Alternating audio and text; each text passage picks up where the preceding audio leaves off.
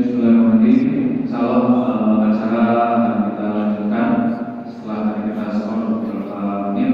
Sebelum Ustaz menyampaikan tausiah kepada kita, izin sebelumnya menyampaikan profil singkat beliau. Beliau Ustaz Muslim Fauzi LC MSI. Beliau lahir tahun 1972. Kemudian menyelesaikan studi S1 pada tahun 1996 di Universitas Islam Madinah, bidang studi Islam dan Hadis di kota Madinah, Saudi Arabia. Dan tahun 1999 beliau menyelesaikan studi lanjutannya di bidang manajemen di STI di Jakarta. Saat ini beliau aktif berdakwah dan dalam kegiatan sosial di masyarakat, perusahaan maupun di lingkungan pemerintahan melalui yayasan Formula Hati yang beliau dirikan. Demikian profil singkat beliau. Selanjutnya kita simak bersama tausiah yang disampaikan oleh Ustaz kita kepada Ustaz Muslim Fauzi LC disilakan. Bismillahirrahmanirrahim.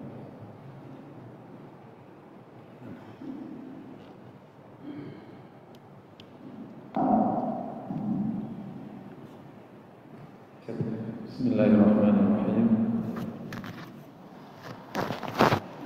Assalamualaikum warahmatullahi wabarakatuh.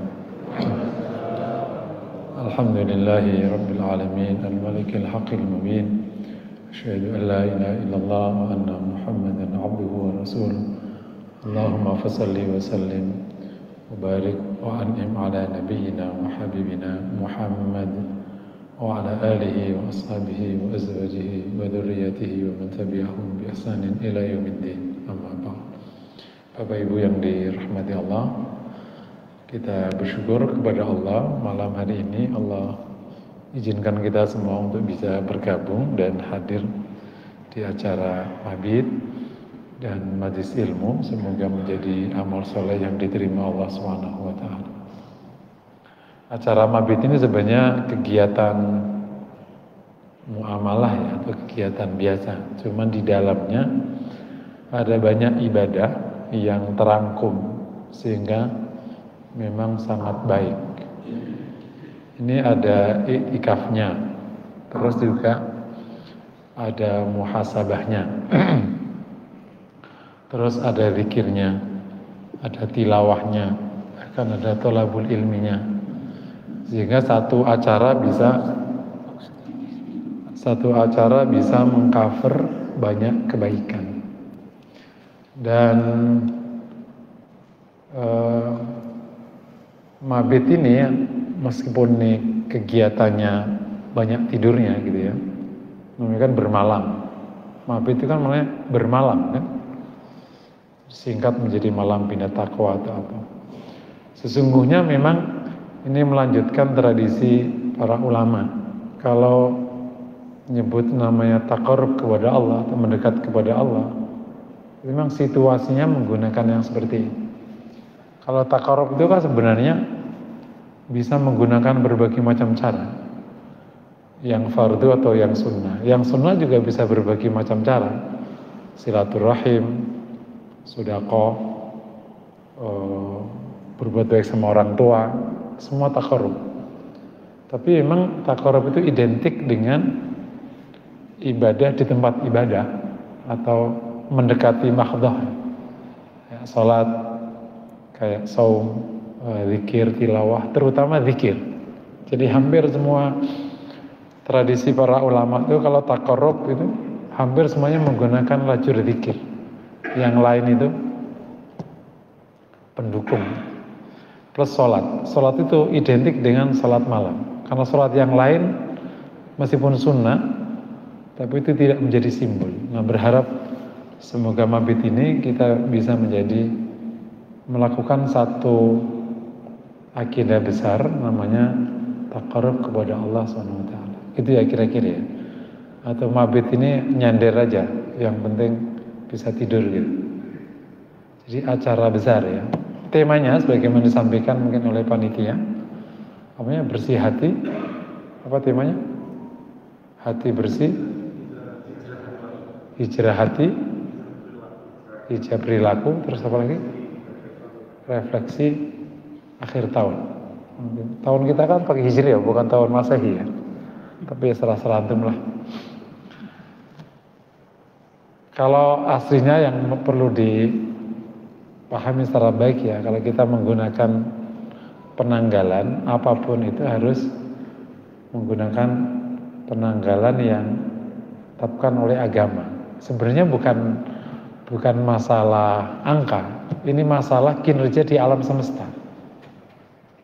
Kenapa sering orang haid itu suka nggak ketemu ritmenya? Karena dia penanggalannya pakai Masehi.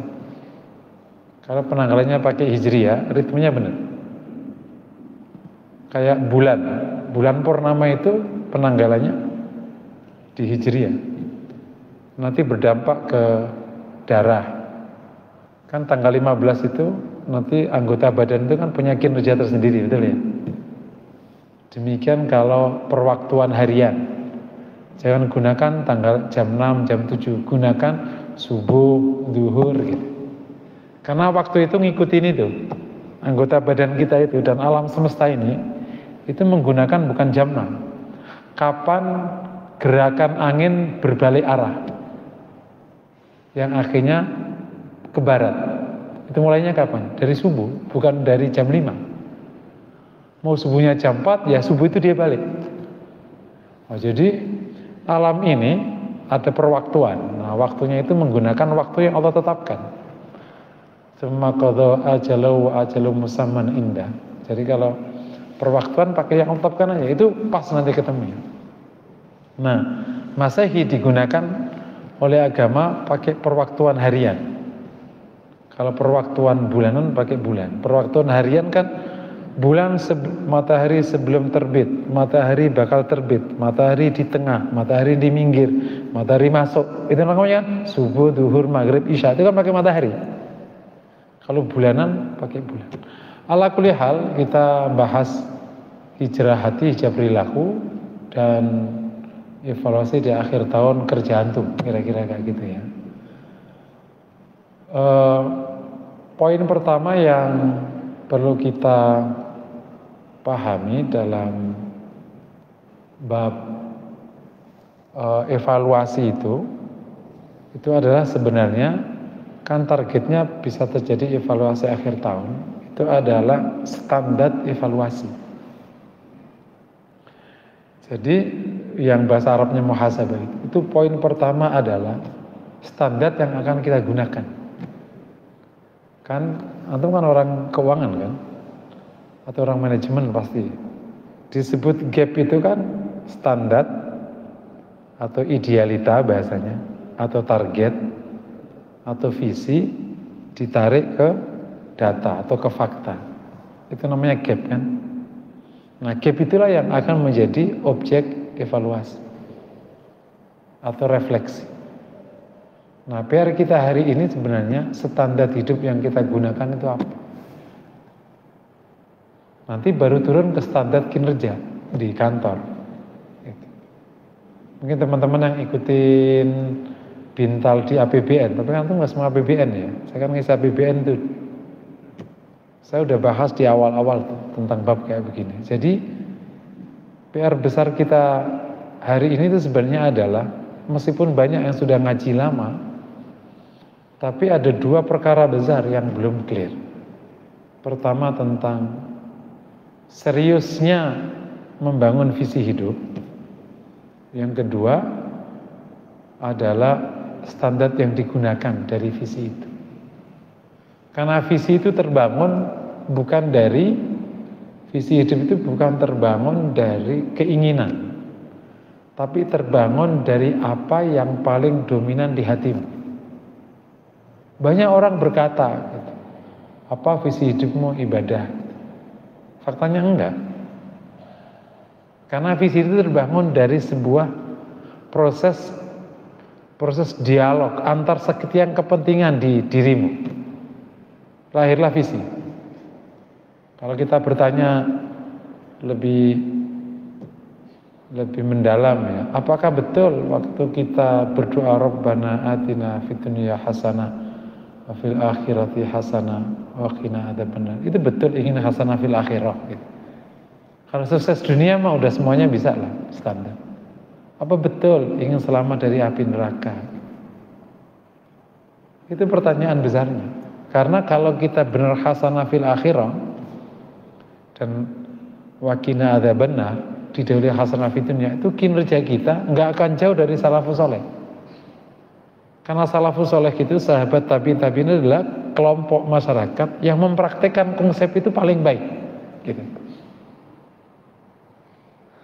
Saya beberapa waktu yang lalu itu membaca sejarahnya sahabat dan salafus soleh untuk menyongsong Ramadan. Saya baru buka 1 halaman setengah, saya tutup tuh karena malu. Mereka di mana, kita di mana. Jadi misalnya kan antum sering dengar tuh ya, para tabi'in ya, terutama ini kisah tabi'in. Itu kan khatam Quran itu yang 60 kali itu bukan Imam Syafi'i. Karena yang Imam Syafi'i itu Imam Ahmad itu sekitar 30. Kayak imam besar itu kayak Auza'i, Nakhai, semuanya itu sekitar 30-an. Memang yang 60-an jarang kalau Syafi'i. Tapi mereka juga rata-rata Qiyamul Lail itu khatam 3 hari. Ibnu Rajab mengomentari tentang mereka, kan ada hadis tidak boleh khatam di bawah 3 hari. Ibnu Rajab mengatakan bahwa hadis itu aturan umum, tapi di waktu-waktu tertentu dibolehkan. Dan itu ternyata itu bukan 1-2 orang, puluhan yang punya kinerja sebaik itu. Mungkin ratusan kalau dibeber. Kenapa demikian? Karena seorang khalifah saja di zaman itu seperti Abdul Malik, Walid itu kan ngelamar anaknya Sa'id bin Musayyib. Sa'id bin Musayyib itu menantunya Abu Hurairah. Walid itu anaknya Abdul Malik, Khalifah Umayyah yang keempat. Siapa ya? Masih sama ingat. Walid ngelamar anaknya Sa'id bin Musayyib itu ditolak karena dianggap tidak soleh. Anak Sa'id bin Musayyib lebih memilih menikahkan dengan muridnya yang ngaji setiap hari di kanannya. Itu ini dinikahkan. Padahal udah duda. Padahal Walid itu tamat 30 juz di Ramadan. Bayangin aja. Itu menurut Sa'id bin Musayyib tidak soleh karena dia raja, pasti makannya ngawur. Saat itu Sa'id bin Musayyib memilih orang biasa. Paham ya? Kenapa coba? Waktu ditanya. Ini kita mencoba bikin standar. Ya Syekh, kenapa kau tidak izinkan putrimu menikah dengan calon raja? Kan yang melamar kan Abdul Malik. Saya bilang, kalau putriku nikah sama raja, ia pasti akan dilayani 100 orang. Dia akan tinggal di istana mewah, makan semaunya, dan akan memerintahkan seenaknya. Semua pasti dituruti. Pertanyaannya, apakah dia masih ingat Tuhannya? Wong semua sudah gak butuh lagi. Apakah dia masih mau nangis waktu malam hari, ingat dosanya? Gak mungkin. Aku akan lebih aman kalau putriku bersama orang miskin. Pasti dia akan nangis kepada Allah dan ingat akhirat. Kira-kira kalau saya hari ini itu gendeng apa enggak kira-kira? Beda enggak sih? Sehingga saya itu ingat hadis Nabi Marwahul Bukhari sahih ya, di kitab Raqaiq. Nabi mengatakan dhahabas salihuna wa yabqa khuthala, wa fi riwayah khufala ka khuthalati syair awit tamr la yubalihumullahu ba'd. Orang saleh pergi satu persatu, mulai tetesannya jarang. Orang soleh mulai jarang, dhahaba itu pergi atau menetes, dan tinggallah kulit-kulit seperti kulitnya kurma atau gandum, yang Allah nggak peduli lagi. Nah, kalau hadis itu kita tarik ke tentang peredaran kehidupan kaum muslimin, nubuah, terus khilafah Rasyidah 30 tahun, mulkan Allah, terus mulkan Jabarian atau Jiberian, terakhir baru khilafah ala manhaj nubuwah terakhir. Para ulama termasuk para mufakir modern mengatakan mulkan adzan berhenti terakhir di Turki Utsman. Dan setelah itu sudah namanya mulkan Jabriyah. Entah gimana caranya, hampir tidak ada yang membantah bahwa berakhirnya mulkan adzan itu adanya di Turki Utsmani terakhir. Karena Turki Utsmani itulah yang menegakkan agama, kekuasaan yang menegakkan agama. Setelah itu udah nggak ada. Yuk bayangin sekarang kita hidup di masa mulkan Jabriyan yang Rasul sebut sebagai sol'a. Sol'a itu adalah kondisi, sol'a itu ungkapan terhadap terhadap gurun yang tidak ada satupun kehidupan, itu sol'a. Atau mohon maaf, sol'a juga diungkapkan kepada kepala yang tidak ada satupun ada rambutnya, itu sol'a. Sol'a itu bersih, licin, kira-kira gitu. Sol'a juga digunakan untuk dataran yang tidak satupun tanamannya. Jadi mulkan Jibrian dimaksudkan Nabi sebagai sol'a. Para ulama menyebut kebajikannya hampir nggak ada. Paham ya? Kita hidup di masa itu, ya? Kita hidup di masa ini yang disebut kayak gitu. Dan satu sisi, tolong jangan pusing ya, saya poin 1, poin 2, poin 3. Ada pernyataan dari Victor Capra. Ini salah satu filsuf modern. Capra ini banyak keluarga pintar nih, Capra ini. Umar Capra, Victor Capra. Nggak tahu nih, Capra ini kelihatannya dari Pakistanan kelihatannya. Tapi banyak yang berkiprah di perguruan tinggi besar di Amerika, Eropa. Ada Umar Capra itu ahli ekonomi Islam. Itu juga rujukan. Nah, Victor Capra mengatakan abad 21, berarti kita sekarang 21 ya, kinerja materialisme dan kapitalisme itu semakin terkonsolidasi, bukan semakin turun. Bahkan di akhir abad 20, materialisme telah merambah hal-hal yang dulu menjadi monopoli agama, spiritualitas. Ingat ya, ada spiritual capital tahun 98, spiritual intelligence itu 96, 94, Dana Zohar dan macam-macam.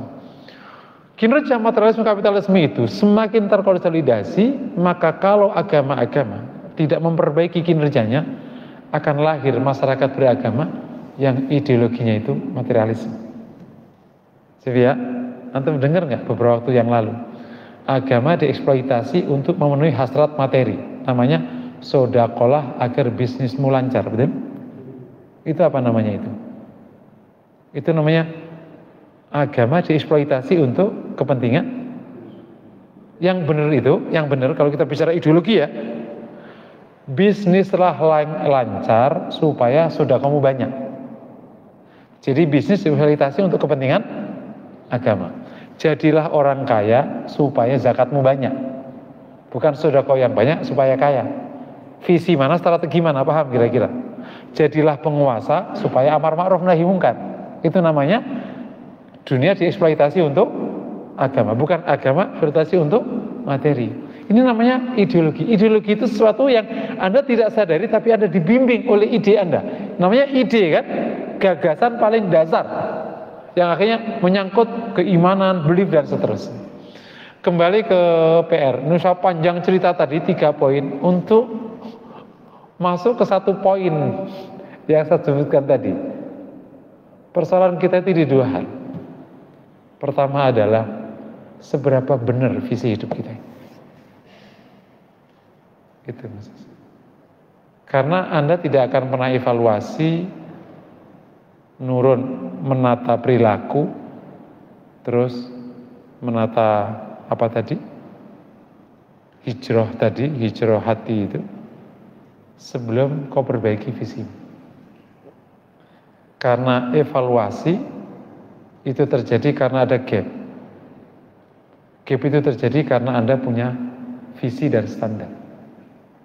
Kalau enggak, yang dievaluasi apanya? Nah, dari situ baru kita menetapkan 2 langkah yang di tema itu.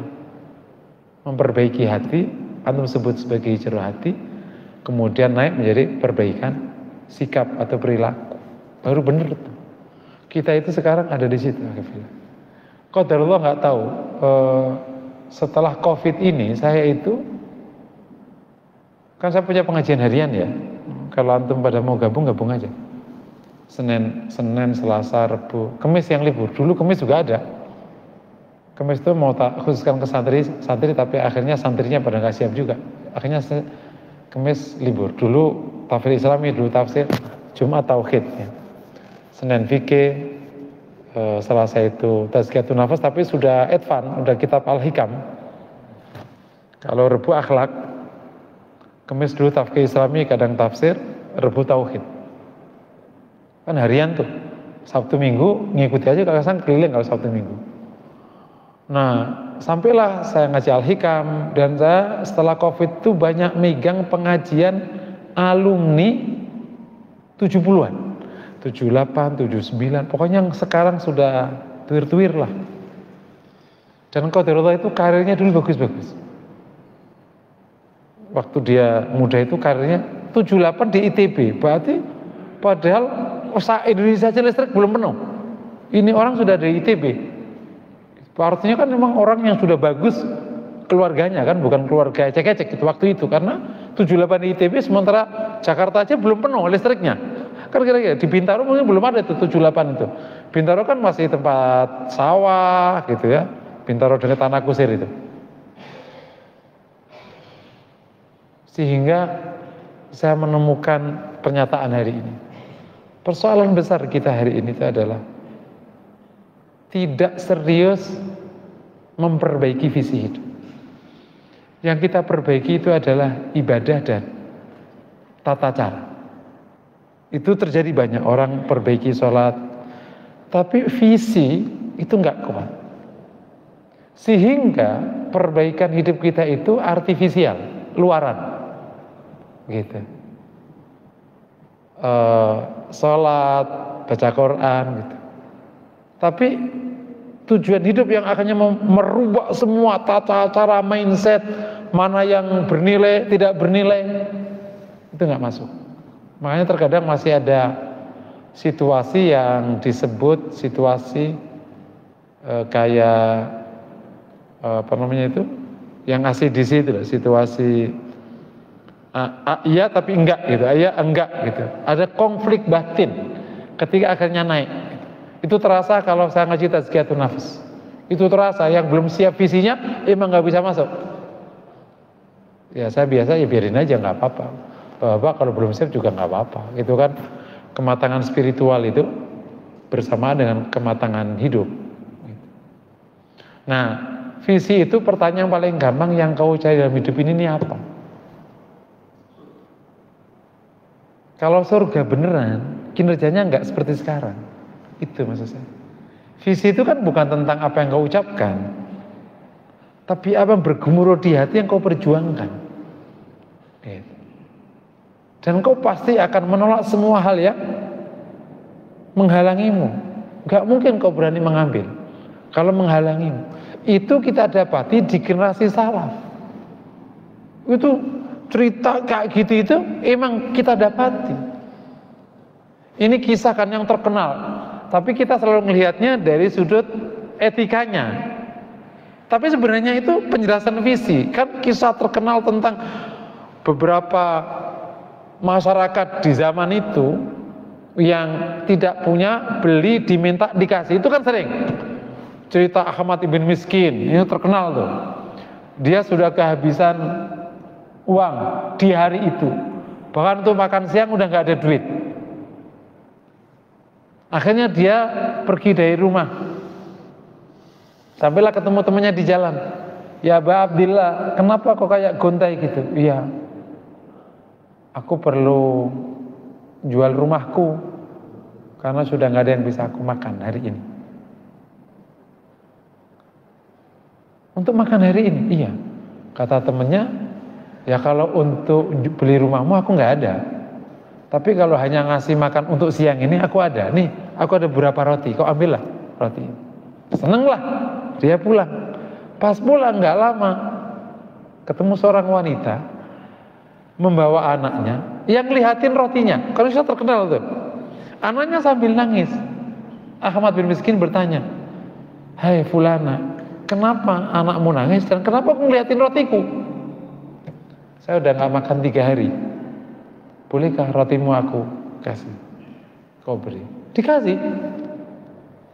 Nanti ada kisah lamanya dia mimpi amalnya diterima itu dan macam-macam lah. Setelah sudah habis, dia dulu termenung, nyender di tembok. Ini makan siangnya apa? Tadi udah dapat ini. Akhirnya dalam kepenuhannya itu datang temannya yang lain datang. Ya Aba Abdillah, kenapa kau termenung? Aku lagi mau nyari makan siang. Zaman itu seterbuka itu orang bicara.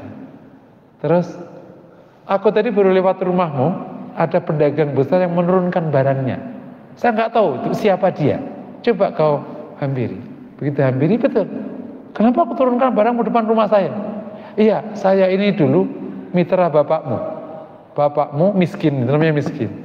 Telah memberikan uang kepadaku 90 dinar. Waktu itu belum berkembang usahaku. Dan sekarang berkembang, inilah bagian bapakmu yang bapakmu sudah nggak ada, aku berikan kepadamu.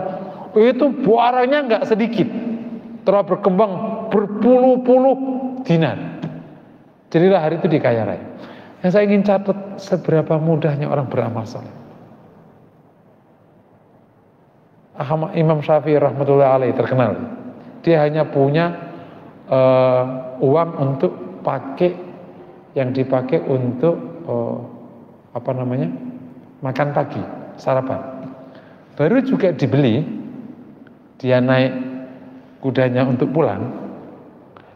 Di depan kudanya ada orang lihatin. Ya Syekh, bolehkah makananmu itu aku minta? Dikasih. Makanya Imam Syafi'i itu di dalam turjumahnya atau biografinya itu terkenal sangat dermawan. Ya kan? Padahal Imam Syafi'i itu miskin. Loh, gimana sangat dermawan kok miskin? Iya, karena dia punya uang sepeser pun dikasihkan ke orang. Jadi ini unik. Orang miskin dermawan Imam Syafi'i. Oh, dermawan kaya banyak. Abdul bin Mubarak, Imam Ahmad, Abu Hanifah itu dermawan kaya. Tapi Imam, kok bisa dermawan tapi dikasihkan ke Imam Syafi'i? Padahal nggak punya. Karena dia bahkan untuk makannya aja dikasihkan ke orang. Dan itu kita naikkan ke atas, terjadi kisah kayak gitu sering. Salah satunya Aisyah radhiyallahu anha. Dia bertanya, ya Barirah, kita bisa buka apa? Barirah itu yang membantu Aisyah di rumahnya. Kata Barirah, ya Aisyah, kita tidak ada apa-apa kecuali hanya ada air dan sepotong roti. Kita buka itu aja. Baru juga disiapkan untuk Aisyah, ada yang ngetuk pintu. Ya Aisyah, saya udah nggak makan. Jadi kisah tidak makan 3 hari itu sering. Apakah ada yang bisa kau berikan? Kata, ya Aisyah, ini ada yang minta. Kita hanya punya sepotong roti. Oke, kasihkan dia. Berarti bukanya pakai air. Ini hanya bisa dijelaskan oleh orang yang visinya seperti kata Anda. Ini bukan tindakan bodoh.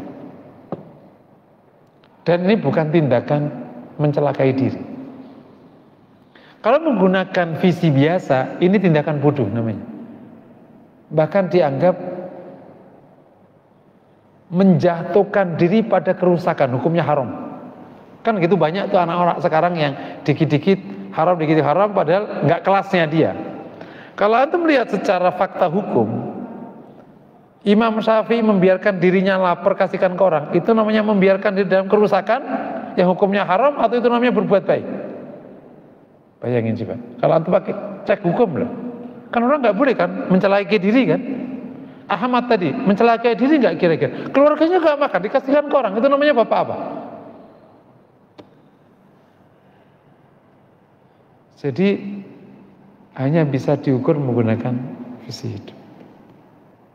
Nah, kalau kita benar visinya itu sebagaimana yang klaim kita hari ini, Allah, mardatillah, akhirat, maka kita akan punya standar hidup. Nah, standar hidup untuk mencapai itu hasanah fid dunya wal akhirah. Kalau kita ngomong hasanah fid dunya wal akhirah itu, dunia tidak pernah sama loh dengan akhirat ya. Jangan pernah ingin seimbang. Karena berulang kali saya menyampaikan bab ini, ketika termasuk kalau kita belajar zuhud, selalu minta seimbang. Itu materialismenya belum hilang tuh. Kenapa minta seimbang? Karena nggak ingin kan, nggak dapat di sini kan. Padahal kan nggak seimbang. Seimbang nggak? 63 tahun dibanding waktu tak terbatas. Seimbang. Kualitas dunia dibanding sama akhirat. Wa mal hayatud dunya fil akhirati illa mata. Tidaklah hidup dunia ini di mata akhirat kecuali perhiasan. Perhiasan itu berapa persen dari luasan rumah? Nggak nyampe 1%. Kalau ada lantai ditambah dinding ditambah atap, ini kan luasan yang bisa ditempel perhiasan kan? Bisa di atas, bisa di samping, bisa di dinding. Yang ditempel berapa titik? Nggak nyampe 1% dari luasan. Itulah dunia. Di mata akhirat, karena ya betul, surga itu luasnya langit dan bumi. Bumi itu satu titik dari langit. Langit itu kalau bahasa ilmiahnya namanya gugusan planet. Itu langit. Langit ya enggak, langit kan atapnya lagi atapnya. Cuman kan pengetahuan nggak sampai ke atap. Kalau sampai ke bumi, ke Mars saja masih baru kok, apalagi yang lain. Sedangkan ini triliunan planet. Bayangin aja, ini satu yang kita huni, dunia yang kita huni, nggak sebanding. Jadi kalau kita bicara hasanah fil akhir itu maknanya akhiratnya pasti akan dominan. Makanya wakina ada, maka standarnya kita ke arah sana. Bahkan standar akhirat itu menjadi standar utama karena dunia itu akan ngikut. Nggak usah pakai standar dunia sebenarnya. Karena kalau memenuhi standar akhirat, dunianya ngalir otomatis. Kalau Anda bikin standar, bikin gedung 2 lantai, pasti lantai satunya kebangun. Jadi nggak usah bikin 2 standar. Kita bikin standar bangun 1 sama nggak, udah bikin standar 2 lantai, otomatis 1 lantai kebangun. Kalau bikin standar dunia sendiri ya gak ketemu, malah kinerjanya ngaco. Dan kalau sering ikut pengajian saya udah jelas kan, agama nyuruh kita berzakat, itu otomatis akan ada suplai kekayaan. Agama nyuruh kita amar ma'ruf, akan ada suplai kekuasaan. Usul standar itu kayak gitu, karena nggak mungkin terjadi kalau tanpa itu. Nah, standar itulah yang akan kita gunakan sebagai bahan untuk evaluasi akhir tahun, tahunnya tahun Masehi. Nah, standar itu yang paling gampang, yang paling simple dan implementatif, yang namanya syu'abul iman, cabang iman. Itu yang paling gampang. Jadi hidup kita itu ngerjain syu'abul iman itu, yang paling gampang, supaya nggak rumit-rumit standar hidupnya. Anda harus buka satu-satu, gitu. Dan di situ salah satunya ada sifat hati 8 plus 1, 9. Karena Ibnu Qayyim mengatakan amal sifat hati atau perilaku hati itu ada 120. Yang 9 yang wajib, semuanya di cabang iman. Ada zuhud, ada syukur, ada ikhlas, ada takut pada Allah, tawakal pada Allah, dan seterusnya. Tapi yang menarik di standar hidup ini, ada cabang iman ke-42 misalnya,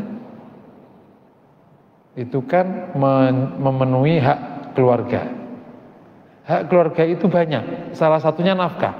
Dan kita menghabiskan seluruh hidup kita untuk cari nafkah. Padahal itu hanya 1 poin dari sekian poin cabang iman 1, hak keluarga. Sementara kewajiban yang lain seperti mendidik mereka bahkan nggak kita kerjakan. Jadi ini yang kalau kita menggunakan standar ini kita akan tahu. Makanya nyari nafkahnya nggak usah mengambil semua waktu, karena harus ada waktu lain yang dipakai ngerjain yang lain. Gitu. Nanti antum akan masuk ke cabang iman 46 misalnya. Itu tentang alokasi dana. 46 atau 4 tujuan. Punya al-ikhtisas fi nafaqah, sedang atau moderat di dalam men-spending. Kenapa selama ini amal soleh kita itu nggak bisa berkembang kemana-mana? Sedekah, kenapa kita suka punya pertanyaan judes gitu kira-kira, atau julid? Kenapa sih kita ini TV nggak punya, ini nggak punya? Lah iyalah. Kalau kita ngeliat kinerja spending keluarga Muslim, spendingnya itu nggak jauh dari 3 hal: konsumsi keluarga, kesehatan keluarga, pendidikan keluarga. Dah, sama fasilitas. Ada nggak spending untuk wakaf? Terus spending untuk perjuangan? Tentu ada spendingnya. Dulu para sahabat spending itu melengkapi semua itu. Kita tidak moderat. Begitu tambah gaji pasti tambah luasan rumah. Begitu tambah gaji pasti ningkat rumah. Pasti bergeser ke arah keluarga. Makanya akhirnya kita nggak punya budget wakaf, nggak punya budget infak, gitu. Karena infak itu nggak banyak, maka semua dakwah yang butuh uang besar nggak ada dananya. Gitu. Padahal perjuangan besar itu nggak sedikit dana. Antum untuk memenangkan satu pertarungan bisa 100 miliar, 50 miliar. Dan itu tidak boleh ditanggung oleh orang per orang, nggak akan sanggup. Jadi baru tahu peta betapa kita menjalankan agama ini sesuai dengan situasi yang ada, karena ternyata yang paling poin itu kita harus clear di visi hidup.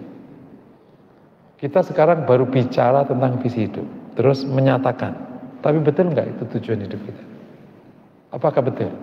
Karena kalau visi hidup itu ada 4 cara mengukurnya. Kalau dia menjadi visi itu, yang pertama, apakah ada perjuangan nggak mencapainya? Kalau nggak ada, ya nggak lah.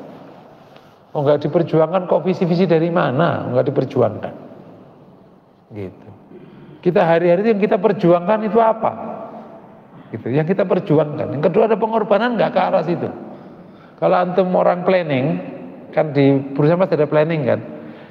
Paling gampang ente cari visi pimpinanku ada di mana, itu lihat alokasi dananya paling gede ada di mana, berarti itu tujuannya.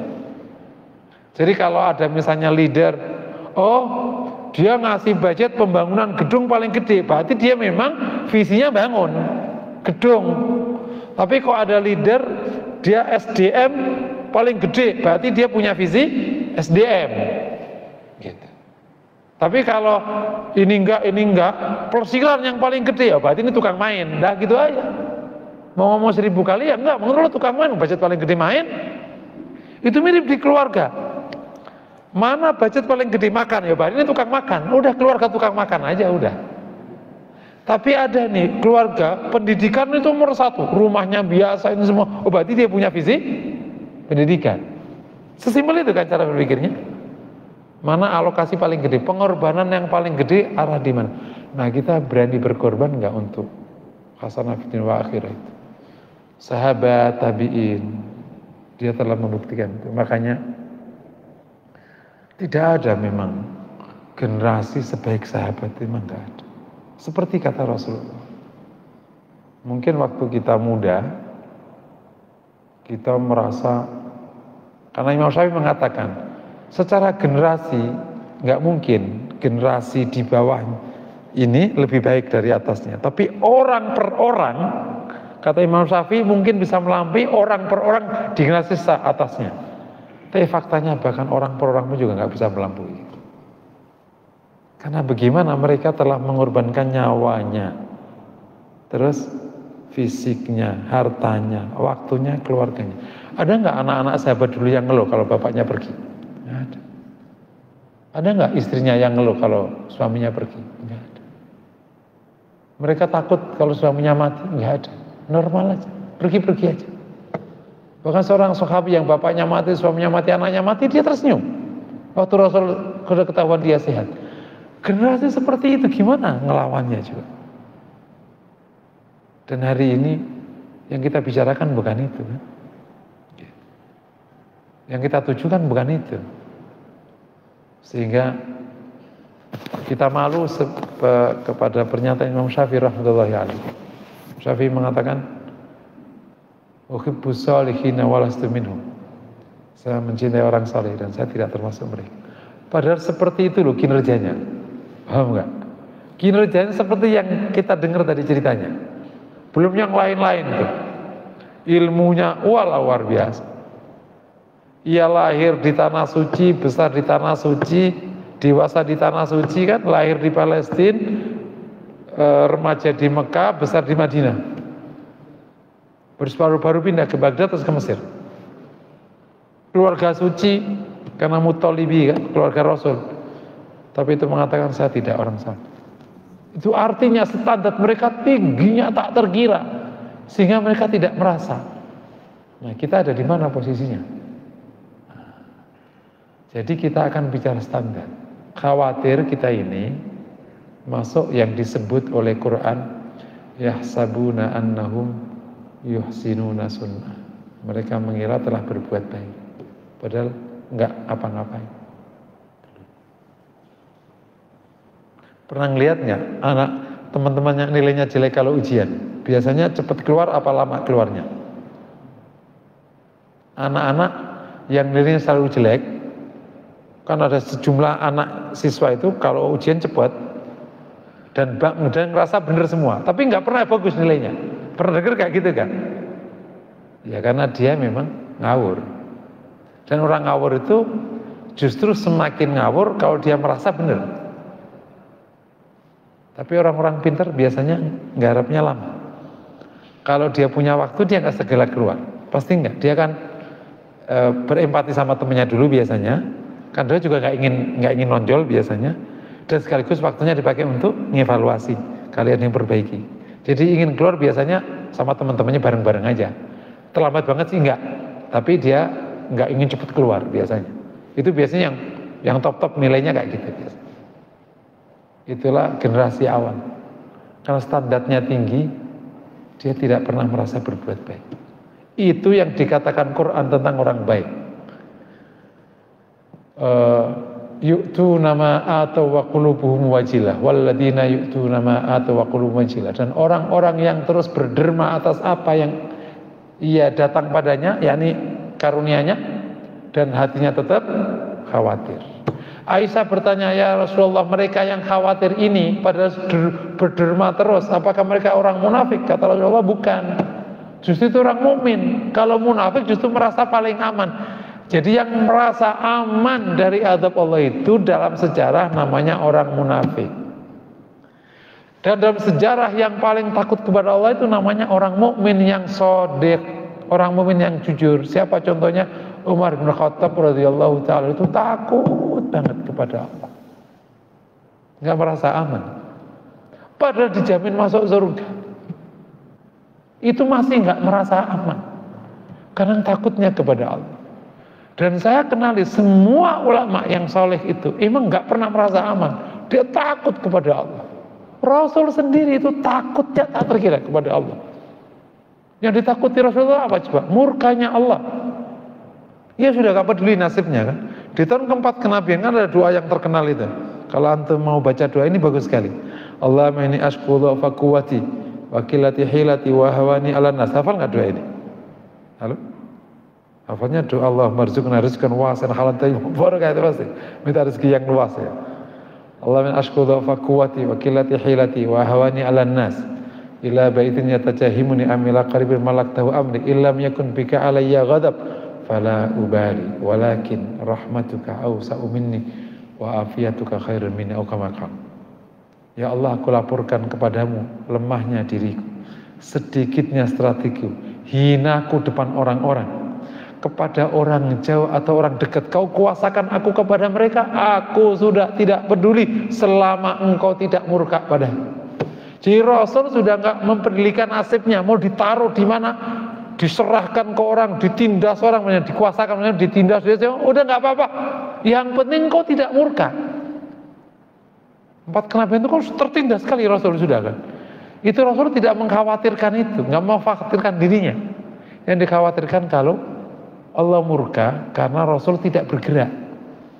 Makanya kenapa minta pertolongan? Karena kalau nggak ditolong, nanti Rasul nggak bisa ngapa-ngapain. Kalau ngapain, takutnya dimurkai. Jadi satu yang ditakuti Nabi itu murkanya. Jadi kembali ke tema ya. Setelah visi, buatlah standar itu. Kalau standarnya itu, nah nanti kita baru. Semoga nanti Allah bimbing kita semua ya. Kita akan komit rizki itu hanya ada di halal. Perbuatan itu hanya di fardu dan sunat paling mubah. Kita nggak akan masuk ke makro, kita nggak akan masuk ke haram. Dengan bertahap ya. Awal-awal pasti ya haram dulu, meninggalkan makro. Pasti kita akan menjaga ibadah, pasti kita akan menjaga hubungan sosial, pasti kita akan menjaga hubungan keluarga, pasti antum cek tuh cabang iman. Kan kita pernah ngajak cabang iman sampai 30-an tuh di sini. Covid terus berhenti. Gitu. Belum tamat yang sini. Semua kitab kajian iman sebenarnya sudah tamat semua, kecuali sini yang belum tamat. Masjid Nurul Basirah belum tamat, masjid saya juga belum tamat. Masjid saya malah justru belum tamat karena akhir mulainya, kan dulu ngaji yang lain-lain. Jadi kita akan ngecek semuanya itu, termasuk kita akan ngecek amal hati. Kalau kita nggak pakai standar kayak gini, teman-teman yang dirahmati Allah, kalaupun nanti kita bertaubat, itu saya dapat tebak yang kalian kejar 4 hal. Kenapa gitu? Ini berdasarkan penelitian sosial yang disebut Muslim religius di penelitian sosial itu, sosial politik ya. Penelitian sosial itu muncul 2010-an seingat saya itu. Ada pertanyaan ke masyarakat karena hubungannya dengan masalah selera. Itu kalau dia Muslim, kan kami juga meneliti itu. Maka ada pertanyaan tentang mengukur tingkat keberagamaan, religiusitas, ya, ketaatan beragama masyarakat. Nanti ada hubungannya dengan hubungan gitu. Itu kita akan menggunakan 4 indikator. Entah gimana tiba-tiba 4 indikator ini kayak disepakati di antara para peneliti. Seingat saya dulu yang memunculkan itu Denny Chia. Seingat saya pertama kali, karena kita refernya ke situ. 4 hal itu pertama, rajin sholat. Rajin itu maknanya tidak pernah bolong, atau bolong jarang. Sholat itu maknanya sholat fardu. Sholat itu maknanya tata cara. Ya, yang penting sholat, tidak bicara tata cara bagus, khusyuk enggak. Yang penting sholat aja. Sholatnya kayak apa? Bab yang lain. Kita nggak ngurus, peneliti nggak ngurus kualitas. Taunya lo sholat, ya. Kedua, puasa. Bicara kualitas puasa nggak ngitung. Puasa itu maknanya rajin, tidak pernah bolong atau bolong jarang. Puasa maknanya puasa Ramadan. Tidak bicara puasa yang lain dan juga tidak bicara kualitas puasa. Yang ketiga, rajin datang ke pengajian. Nah, saya berikan datanya pengajian itu. Rata-rata orang datang ke pengajian 55% datang ke ustadz. Nah, ustadz itu maknanya muda kota. Itu ustadz.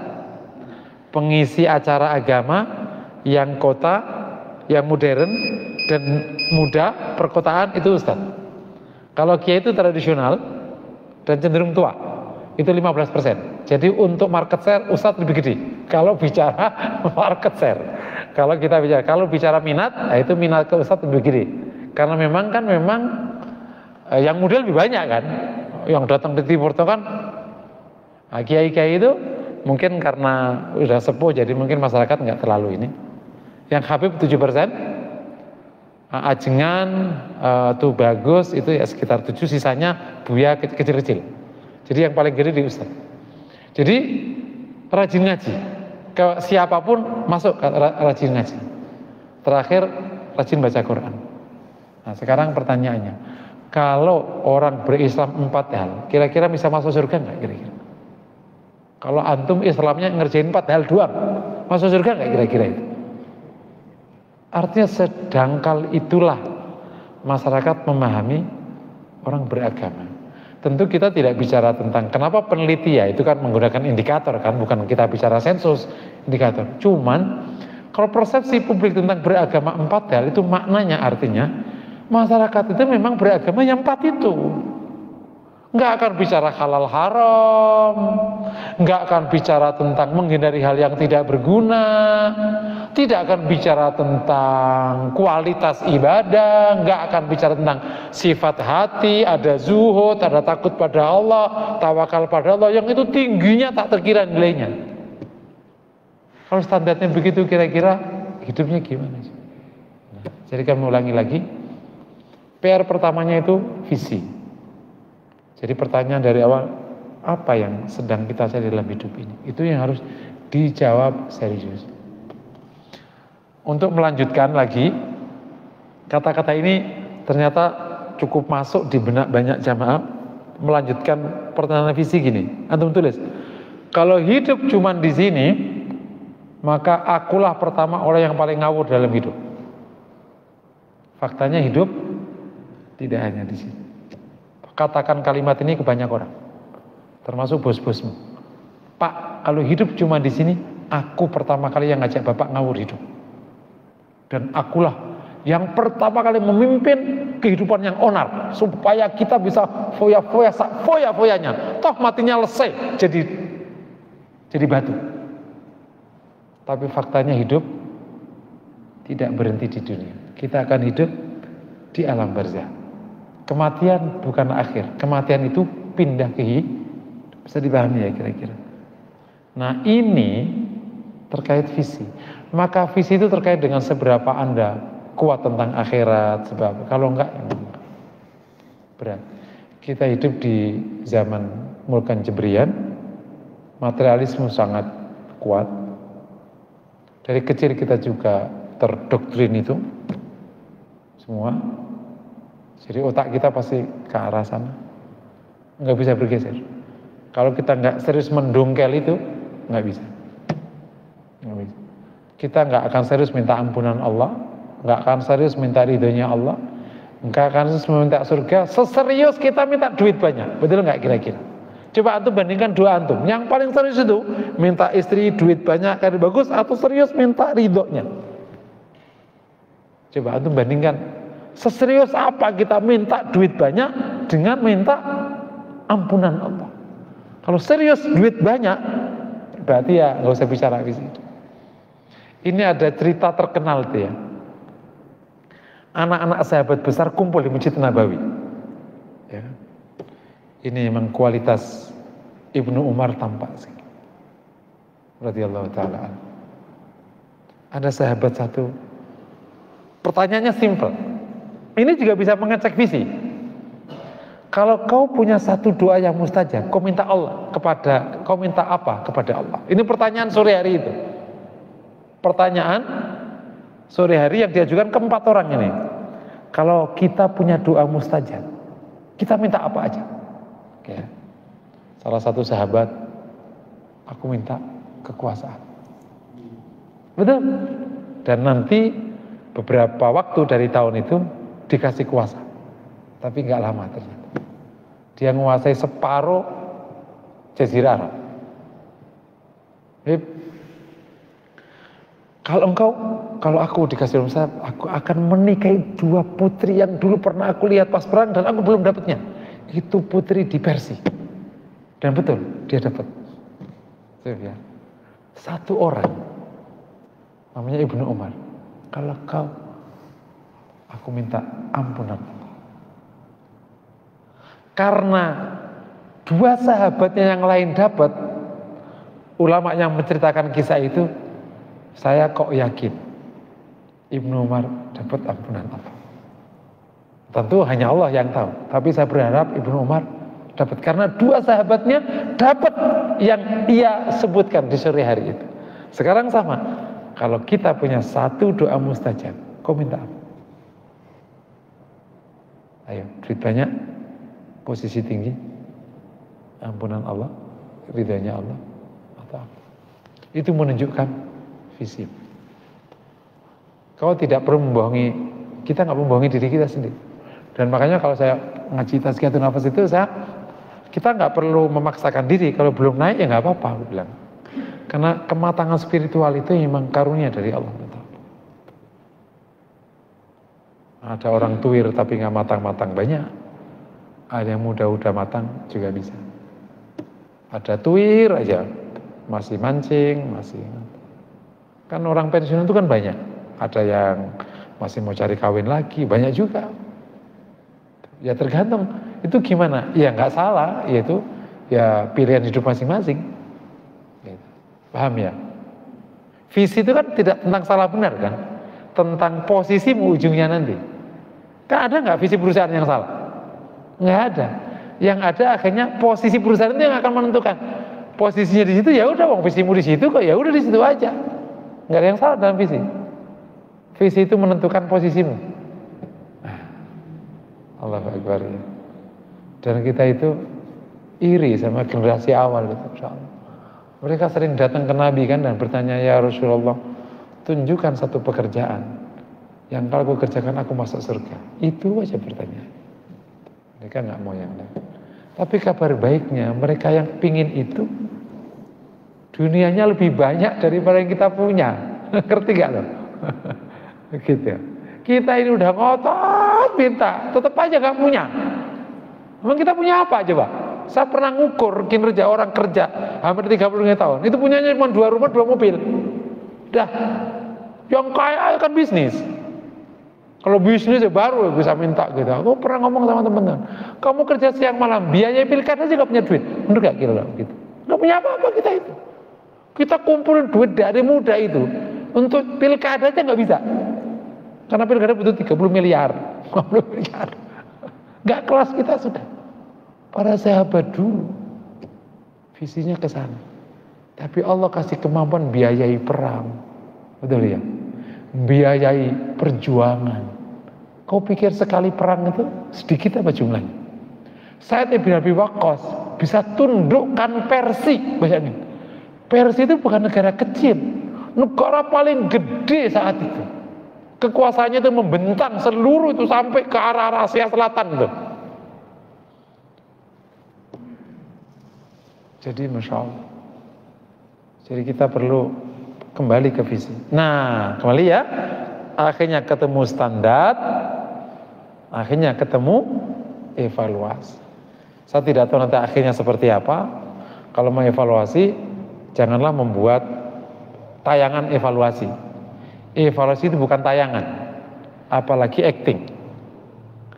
Kalau Anda punya evaluasi di perusahaan, itu Anda nangis-nangis atau Anda fokus menyelesaikan kasus. Nah, suka namanya muhasabah itu tayangan.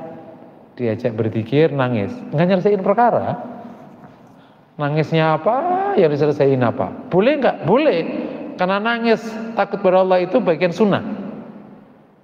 Tapi terkadang kita fokus ke tayangannya. Ada yang masalahnya sholat, yang ditangisi ibunya, kan nggak nyambung. Paham nggak kira-kira tuh? Ada orang sama ibunya udah bagus, masalah utamanya sholat, jangan dibuka sayap ya banyak.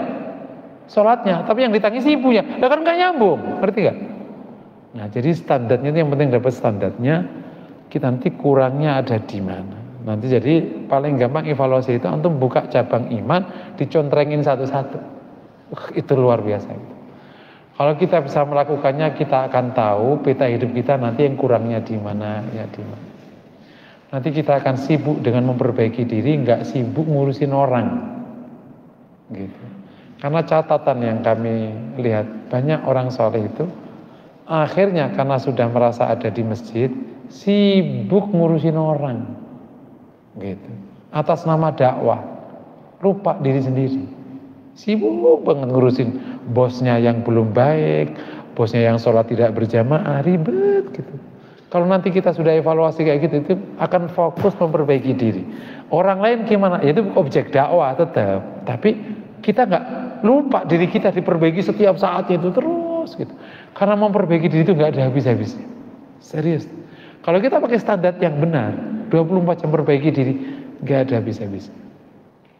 Mereka kalau sudah masuk ke nanti yang bab masalah hati. Belajar ikhlas butuh puluhan tahun, belajar syukur butuh puluhan tahun, belajar khusyuk puluhan tahun. Gitu ya. Sip. Nanti berharap Bapak Ibu bisa buka tuh cabang iman, nanti dicontrengin langsung aja itu. Liatin aja. Standar. Nah, dari situ supaya kita bisa memenuhi standar agar visi hidup kita kecapai, maka kita perlu langkah konkret. Nah, dan benar itu sudah temanya hari ini. Pertama kali dimulai dari pertaubatan sebenarnya. Dan Mabit ini berharap kita mulai dari situ.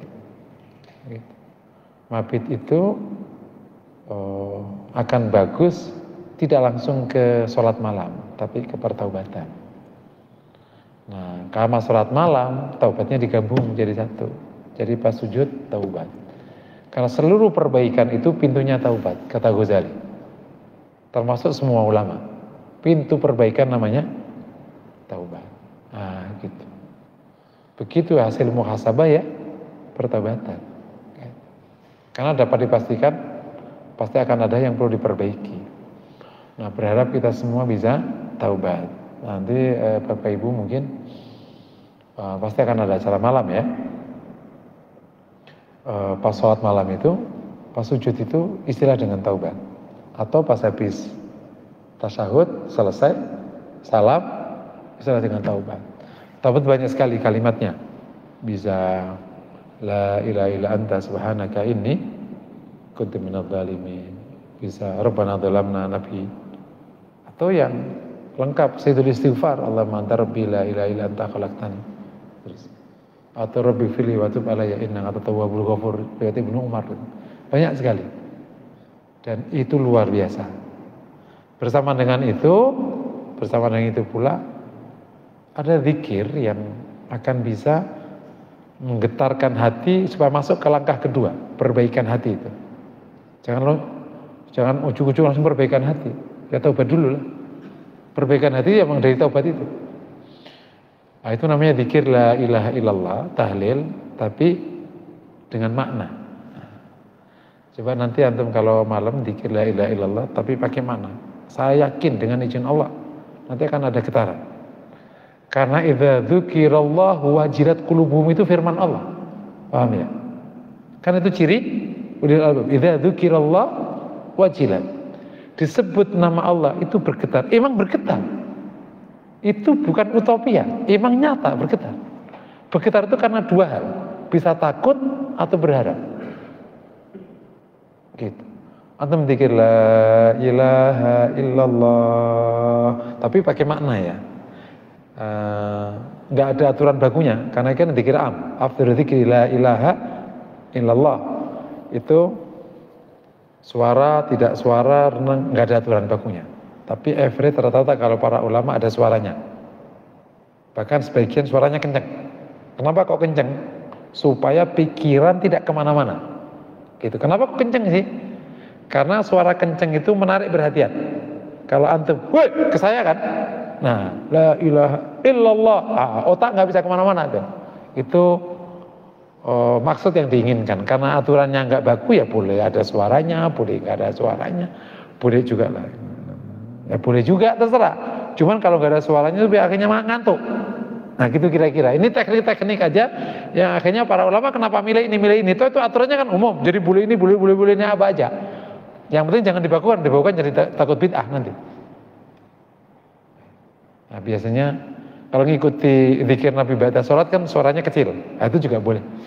Tapi kan ba'da sholat itu kan zikirnya ada suaranya reng-reng gitu. Itu sunnahnya, bukan yang diem ya. Yang selama ini berlaku itu malah nggak benar. Nggak gitu zikir Nabi itu. Ada suaranya sedikit, kayak suara tawon gitu lah kira-kira. Subhanallah. Jadi habis itu, setelah ada taubat, ada zikir, nah mulailah kita masukin namanya langkah yang disebut gitu. Hijrah hati. Hijrah hati itu yakni perbaikan hati. Semua dari hati. Idza saluhat saluhal jasad. Wa idza fasadat qadarullah kan Allah tempatkan antum menjadi birokrat.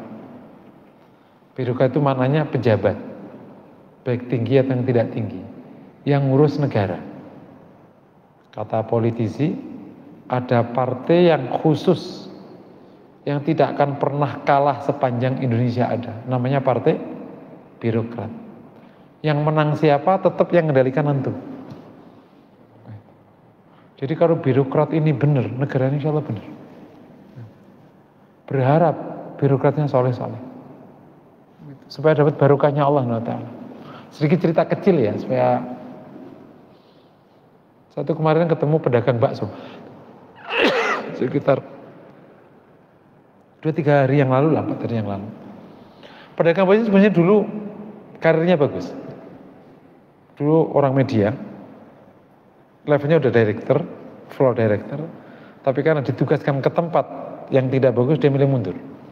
Karena dia sudah taubat, dibalikin ke dangdut. Marahlah dia nggak mau, aku mundur. Karena dia sudah ke pengajian. Anak-anak media itu kayak gitu, biasanya dangdut begitu taubat, udah aku di sini ya. Oleh pimpinannya tarik ke dangdutan lagi. Sama aja bikin celakanya, milih mundur. Dan banyak yang milih mundur. Memilih pedagang bakso. Dia cerita, Ustadz hari ini nggak ada duit di bawah. 3 tahun yang lalu, sehari itu 150 porsi masih ada. Sekarang 50 porsi aja, itu nggak gampang. Padahal aku jualnya 9.000. Diceritalah detail tetangganya semua. Tinggalnya di daerah Tajur Halang. Di bawah nggak ada duit lah. Nggak ada duit. Nanti antum cek datanya. Berapa kemiskinan yang asli? Apakah benar 12,5% atau 25%? Di duit di bawah nggak ada duit. Orang memang nggak tahu akhir-akhir ini kiai itu kan memang tempatnya orangnya apa aja kan nggak ngerti. Nyari utang, nyari transport, nyari istri, nyari apa kan ke kiai itu. Emang nggak ada duit di bawah. Maksud saya, kalau birokrasinya benar, barokah Allah turun, mungkin kejadian ini nggak sampai. Gitu. Karena negeri kita ini kaya. Kaya sak kaya-kaya, emang kaya. Gitu. Kaya sak kaya-kaya. Saya ketemu pengusaha ikan itu kerjanya ngeruk setiap malam puluhan, ratusan, ribuan kapal, nggak habis-habisnya. Yang namanya tuna yang 100 kilo diekspor dari sini, kaya-kayanya, tapi itu nggak netes ke bawah, miskin-miskin masyarakat. Jadi terjadi proses yang tidak fair. Nah itu terjadi dari kata maksud saya, kalau birokratnya bisa seperti antum semua ini, yang datang ini bukan hanya antum nih, semua terutama pimpinan-pimpinan itu, dan akhirnya bisa terjadi perbaikan, luar biasa. Semua hijrah. Kenapa berani hijrah? Karena punya visi. Makanya kenapa aku mulai dari visi? Saya nggak mau perbaikan nggak mendasar. Kalau nggak dari visi, hanya kegiatan lah, udah lupain. Kegiatan santunan, apalagi itu, PHBI, ya sekedar ngasih balsem, nggak nyelesain perkara. Dan kita harus berhenti itu. Berhenti terlalu acting di dalam bab kayak gitu. Harus lebih serius. Gitu. Kenapa ya? Karena memang ya kita yang hidup kan, kita akan nanggung sendiri. Kita nggak bisa acting kayak gitu. Terlalu banyak acting kayak gitu. Nah jadi setelah itu kita harus memasuki perbaikan hati yang antum sebut sebagai hijrah. Hati idza saluhat saluhal jasad. Qad aflaha man zakkaha. Beruntung bagi yang membersihkan hati. Bicara hati maknanya mensucikan hati. Ya, karena konsep bakunya itu tazkiyatun nafas. Memindah hati buruk ke hati yang baik. Nah, ini proses panjang. Memperbaiki hati maknanya adalah menanamkan sifat baik dan menghilangkan sifat buruk. Sifat baik disebut dengan makom, sifat buruk disebut amradul qulub, penyakit hati. Itu namanya memperbaiki hati, atau disebut sebenarnya hijrah hati tadi. Jadi hijrah hati itu bukan hanya dari julid ke baik, nggak gitu. Kita harus kembali ke konsep dasarnya. Terkadang kalau orang bicara hati itu identik langsung, tidak iri, tidak enggak gitu berpikirnya. Kadang suka nyari yang dangkal-dangkal. Iri dengki itu penyakit nanti di ujung. Penyakit utama itu isyan, nentang Allah. Gitu. Penyakit utama lagi kufur. Kok kufur penyakit-penyakit loh? Logika aja. Ada orang, nih pakai logika Allah nggak sama dengan namanya. Ada orang nggak ngaku ibunya, namanya apa? Ada orang nggak ngaku ibunya, anak kamu anakku. Wah, aku nggak punya ibu. Emang kamu aku lahir dari batu. Itu namanya apa? Anak apa itu? Anak kurang ajar, betul nggak? Ada manusia nggak mengakui penciptanya, namanya apa? Kurang ajar. Cuman nggak dianggap, karena Allah memberikan faman syaa falyakfur. Tapi itu logikanya. Makanya disebut dengan penyakit hati, kufur itu. Sekarang turun ke bawahnya, isyan, menentang Allah. Ada orang penciptaan menentang penciptanya, namanya apa? Nggak tahu diri, betul? Nah, itu penyakit-penyakit. Penyakit menentang Tuhannya, tentang. Baru nanti penyakit sombong, iri, dengki. Nanti ujung. Tapi apakah kalau penyakitnya hilang selesai? Enggak, harus ditanamkan sifat yang baik. Nah, sifat itu Ibnu Qayyim itu nyebutnya, dan itu bukan segalanya. Ini pandangan beliau. Beberapa ulama jumlahnya nggak segitu. Beliau 120 sifat atau 120 maqam. 9 yang wajib. Nah, justru antum fokusnya ke yang 9 itu. Yang wajib aja dulu, yang lain mantar dulu.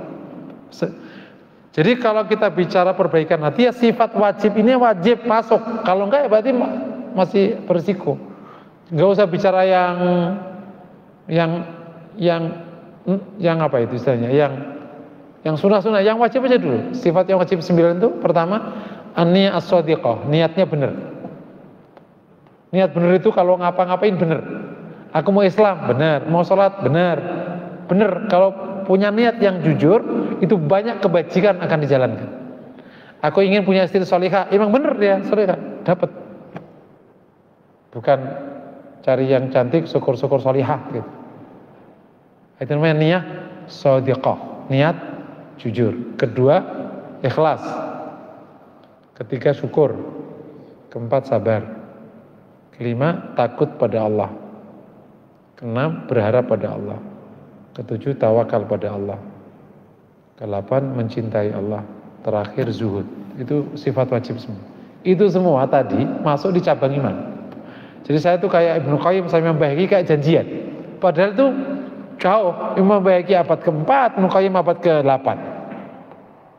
Tapi yang disebut wajib di situ, itu yang masuk di cabang iman. Jadi memang satu sumber ilmu ya, satu paket. Jauh banget.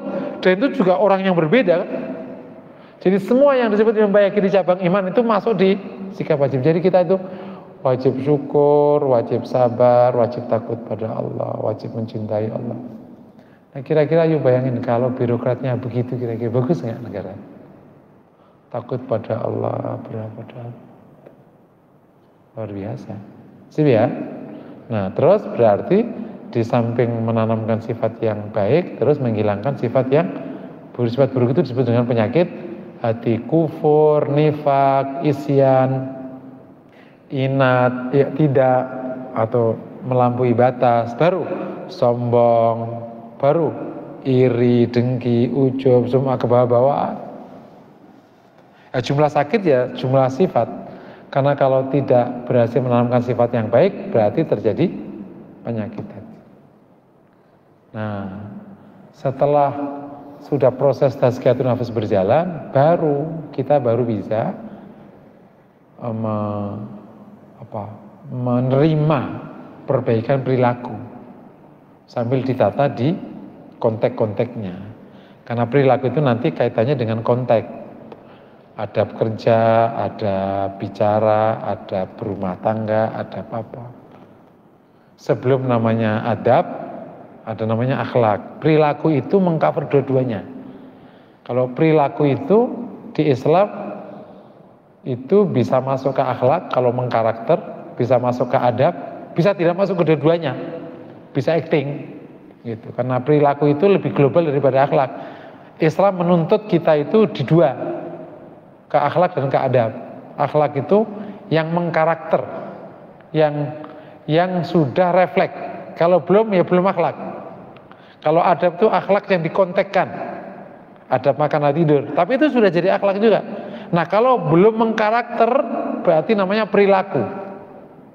Nah, jadi ya kadang enggak. Islam menuntut perbaikan perilaku itu sampai levelnya akhlak. Nah, jadi kembali kita ke, kalau kita bisa dengan izin Allah bisa menguatkan, memperbaiki, meluruskan visi, maka berharap kita akan punya standar hidup. Dan standar hidup itu saya sudah berikan satu klausul simple, namanya Syu'abul Iman. Ke situ aja supaya nggak panjang bikin cerita, karena para ulama sudah buatin. Dari situ lakukanlah di akhir tahun, awal tahun 3 hal. Pertama tadi apa? Muhasabah. Kan sudah ada visinya, ada muhasabah. Muhasabah adalah mengukur gap antara data, antara fakta dengan standar. Terkait mengukur gap antara fakta dengan idealita. Sip ya. Nah, kita perlu jujur tuh. Nah, setelah itu lanjutkan dengan pertaubatan. Nah, kuatkan dengan zikir. Udah taubat aja sering. Karena kan kita sudah tahu gapnya tadi. Dan insya Allah kalau kita muhasabah benar, kita akan ketemunya luar biasa. Karena kita Masya Allah. Saya kadang mikir untuk jaga sholat jamaah 5 waktu aja itu kerja keras. Kalau jamaah 2 waktu terbayang. Tapi kalau 5 waktu, untuk makan halal hari ini, Masya Allah, gimana cara ngebayangnya? Jaga pandangan,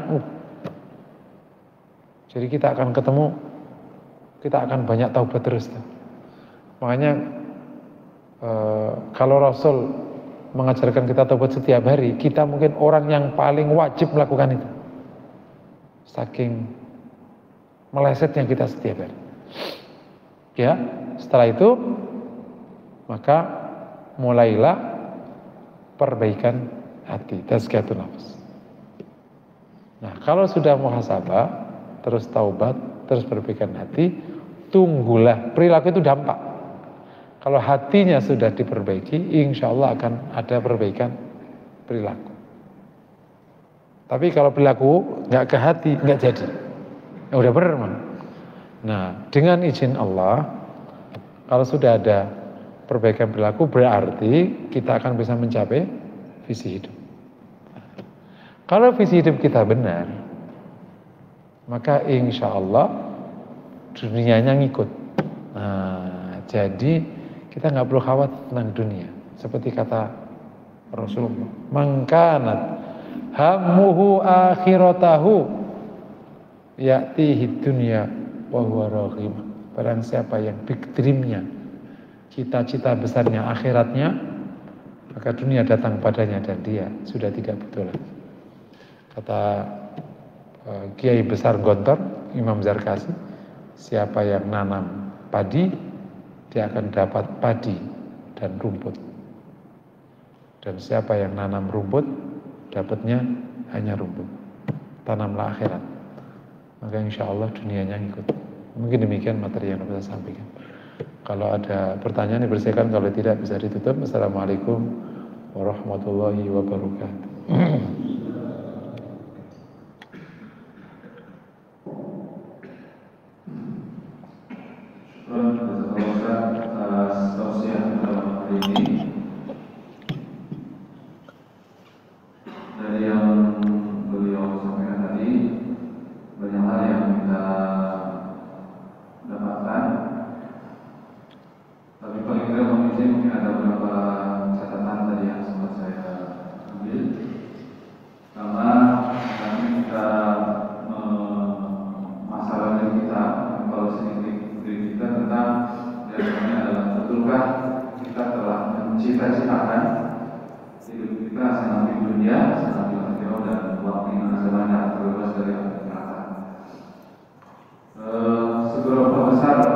seberapa benar visi hidup kita. Yang harus kita pahami adalah bahwa evaluasi atau refleksi hanya bisa dilakukan jika kita telah memiliki visi atau target yang jelas, dan nanti refleksi atau evaluasi akan dilakukan dalam gap atau perbedaan antara target visi dengan kinerja atau capaian yang telah kita lakukan. Ada 3 hal konkret atau strategi untuk memperbaiki visi atau target hidup kita. Pertama dengan bertaubat, kemudian perbaikan hati, dan perbaikan perilaku. Demikian di antara beberapa catatan yang sudah saya catat tadi dari yang disampaikan. Luar biasa banyak hal yang memberikan pencerahan kepada kita. Semoga kita bisa memperbaiki visi hidup kita yang sesungguhnya sebenarnya, sehingga kita betul-betul bisa mencapainya, berusaha untuk mencapainya. Di mana visi hidup yang kita tetapkan tentu memerlukan perjuangan dan juga memerlukan pengorbanan, dan itulah ciri suatu hal menjadi visi hidup kita. Ada perjuangan untuk mencapainya, ada pengorbanan untuk mewujudkan. Bapak serta masalah yang dari Allah SWT, biasanya setelah penyampaian dosen ada tanya jawab, tapi karena mohon maaf sekali mohon pengertiannya karena waktu sudah menunjukkan pukul 22.30, jadi mohon maaf sekali lagi untuk tanya jawab. Untuk malam hari ini tidak memberikan kesempatan. Semoga di lain waktu kita bisa mendapatkan kesempatan kembali. Sebelum diakhiri, saya mohon berkenan untuk memimpin doa kita bersama. Jemaah sekalian yang dirahmati Allah, mari sama-sama kita mohon kepada Allah, semoga Allah kabulkan. Astagfirullahaladzim, astagfirullahaladzim, astagfirullahaladzim. Bismillahirrahmanirrahim. Alhamdulillahirabbil alamin. Hamdan na'imin, hamdan syakirin. Allahumma salli wa sallim wa barik ala nabiyyina Muhammadin wa ala alihi wa sahbihi ajma'in. Allahumma ighfir lana wa tub alaina innaka antat tawwabur rahim. Ighfir lana wa li walidayna kama rabbawna shighara. Allahumma ati nufusana taqwaha wa zakkiha khairu man zakkaha anta ya maulaha. Allahumma ya hayy ya qayyum la ilaha illa anta ilaika nastaghis aslih lana syu'unana kullah wa la takilna ila anfusina tarfata 'ain. Ya Fattahu ya Mannan, iftahna abwaaba maghfiratik waftahna abwaaba rahmatik waftahna abwaaba fadlika wa karamika wa judika arhamar rahimin.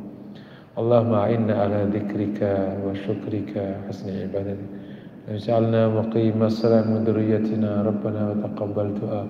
Rabbana hab lana min azwajina dzurriyyatina qurrata a'yun waj'alna lil muttaqina imama. Rabbi habli minas salihin, habli minas salihin, hab lana minas salihin. Rabbana taqabbal minna innaka antas samiul alim wa tub alaina innaka tawwabur rahim. Rabbana atina fid dunya hasanah wa fil akhirati hasanah wa qina adzabannar. Sallallahu wasallam ala Muhammad wa ala alihi wasahbihi wasallam.